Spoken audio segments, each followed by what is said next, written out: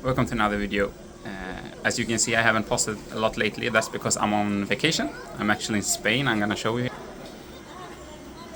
So it's here, so I have had some relaxed moments from the YouTube channel, but it has been a lot of earnings this week, a lot of things to talk about, so I just want to give you my brief thoughts at the moment, and when I'm back home in Sweden I will give you more of a deep dive for the different companies where they are and more specific about their results.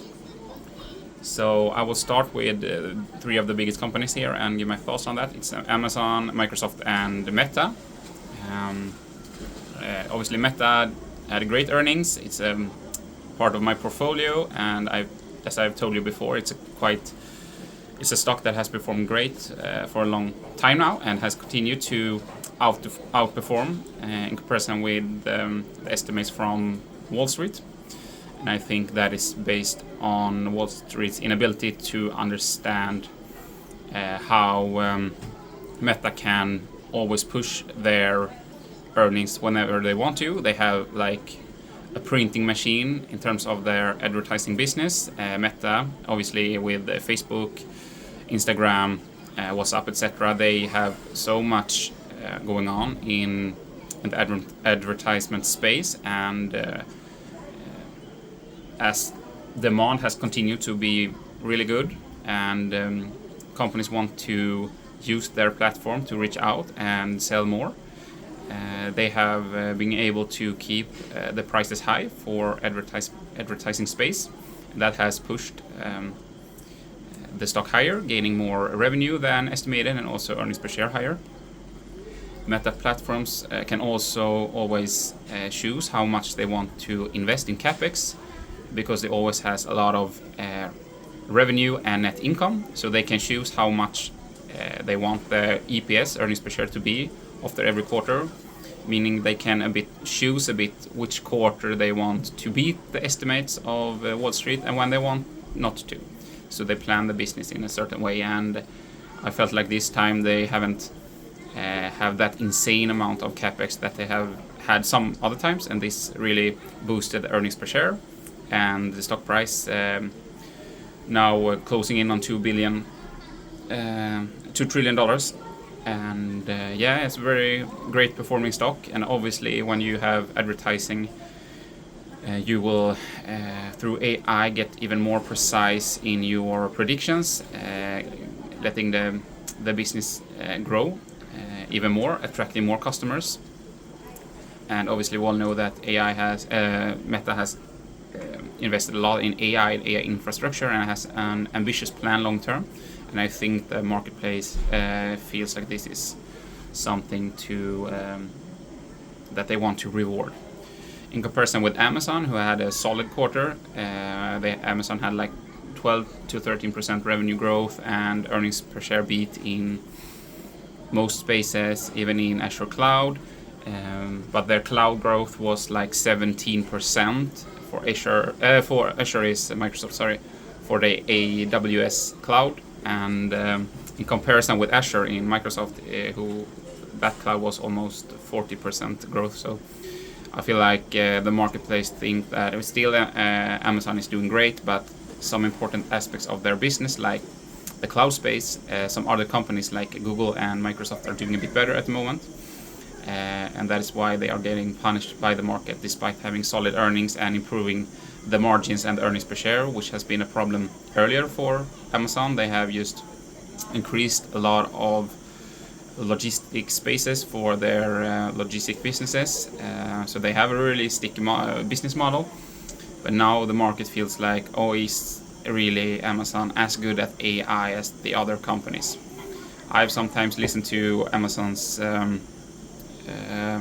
earnings calls, and I don't get the same excitement that I get when I listen to Meta or Microsoft, for example. So I feel like they could do some things with the presentation to make it more exciting to invest in the company, but still they are performing very good, and I don't feel like shareholders of Amazon should be afraid. Everything looks good.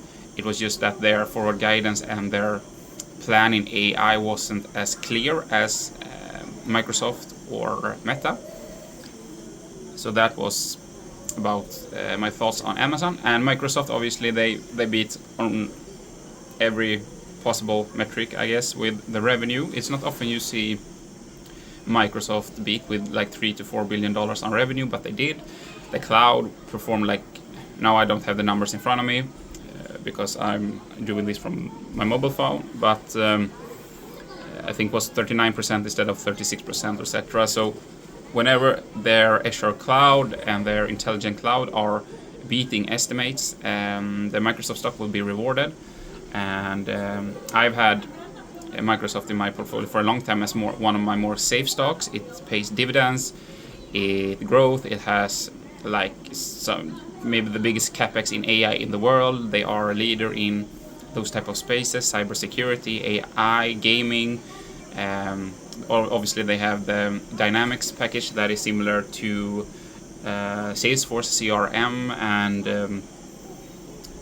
yeah, they also obviously have the Word and Excel, the Office 365 businesses with AI integrated in that now. So I feel like they have a foot in many areas, Microsoft at the moment, and they're also performing. I've seen like 15 to 20% growth everywhere for a couple of quarters or even years. So if this continues, we will see the stock being rewarded over time. I feel like this can be a stock that in 4 years it can at least double, hopefully. That is why I have my money there. Nothing can be guaranteed, but if they continue to every year have a 15 to 20% compounded aggregated rate of growth, they will probably reach at least double the share price in 4 years. So not every stock needs to skyrocket 100% a year. You have to have some safe stocks also in your portfolio long term. And I feel like Microsoft has rewarded me in that sense, and I trust the CEO and the company's plans outlined. And I also feel like they have huge capex in AI and infrastructure, so they could also, if they wanted to, boost earnings per share and through that boost their the earnings overall, boosting the stock price. So they are actually giving up some share gains now to have that long-term perspective, and that is something I like as an investor. And I feel like they have been rewarded for that in their cloud growth. A lot of companies are choosing Microsoft, and to me it feels like they are the leader in that space. They have such an interesting growth in their Azure cloud and intelligent cloud, and they are very, very good in aspects like cybersecurity, etc. So yeah, I feel excited for Microsoft stock, and for that to have like 4 to 5% gains after hours is very, very nice to see. And to have like, now I think they are also like a $4 trillion company, so they are the second biggest company in the world, closing on Nvidia, and it will be interesting long term to see which company, Nvidia or Microsoft, will be like the biggest big dog in the stock market, because they are not making it easy for Nvidia if Microsoft continue like this with always having 15 to 20% growth every year. They have pricing power, they expand their customer base, they have a large portfolio that is very interesting. So that's my take on 3 of the biggest companies. Then I also want to talk about 2 companies that I have in my portfolio that recently had a quarter result presented. First was Spotify, and they were actually after hours like down 10 to 11% after their earnings report. And from my understanding, their earnings and their revenue wasn't up to par with what expectation was, but the subscriber growth was really, really good. So how can the subscriber growth be good, but the revenue and the earnings per share not be so good? And this is what happened to Spotify. They don't report in US dollars as many do, so they report in euros, and so everything they earn have to be converted into euros. And this time the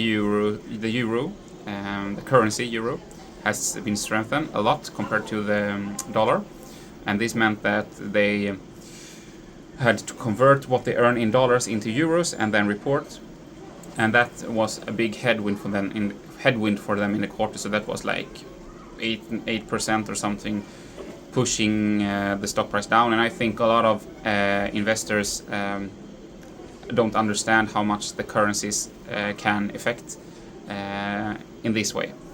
So for me, seeing that healthy subscriber growth and long-term plan not changed, I don't sell Spotify because they lose like 10% of their earnings report. You need to look behind that, and if I see a healthy subscriber growth, I say, oh, that's great. So, but you should know that the stock has been really performed tremendous a couple of years. So the stock is more higher, more pricey now than it was before. If you see like price through sales, etc. That also means that expectations for every quarter will rise, and the companies will be more punished for slightly misses in revenue or earnings, etc. And that was happened with Spotify. The free cash flow was also great, so the core business are generating a lot of cash. Obviously, they have to invest in capex to continue to add subscribers. Sometimes you also have subscriber growth in areas where, through like marketing plans and new areas where they don't pay as much as a user, the average revenue per user, RPU. So that was also something that I looked about, and that was a bit hit by the currency headwind, converting dollars to euros, but also adding a lot of consumers in new areas like India, etc. And obviously in the long term, these countries will be richer, they will increase the ARPU, and the stock price will be rewarded. But short term, if you invest in those areas, you will decrease your earnings and you will decrease your revenue maybe, because you have special plans to get them on to your platform. That might drive revenue down and especially earnings per share down. So this is always the case with Spotify, how to balance that. But they have a lot of cash on hands, like $7 or $8 billion. So I don't feel like this is something to be afraid about. But always do your own due diligence. I'm just a Swedish guy on YouTube, doing my best to provide you with my thoughts on the market, and yeah, something like that. So you should always trust your own due diligence. And also a little short about Netflix. I think they did a great earnings report, but that stock price had also been increasing a lot, like the latest 2 years.